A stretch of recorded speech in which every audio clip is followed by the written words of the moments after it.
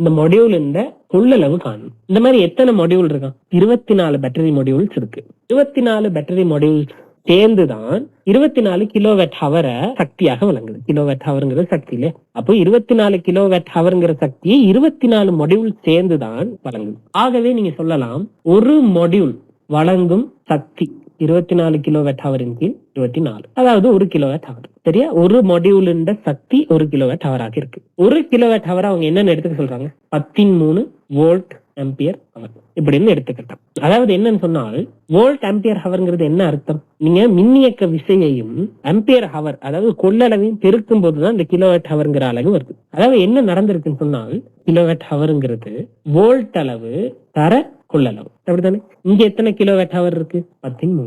Volt அளவு கண்டுபிடிச்சு வச்சுட்டு மொத்தமா 16 வோல்ட் இந்த கொள்ளளவு. அப்ப கொள்ளளவு நீங்க செய்யலாம் 1000 கீழ் 16. 1016 பிரிக்கணும். பிரிச்சு பாருங்கள் 62.5 ஆம்பியர் ஹவர்.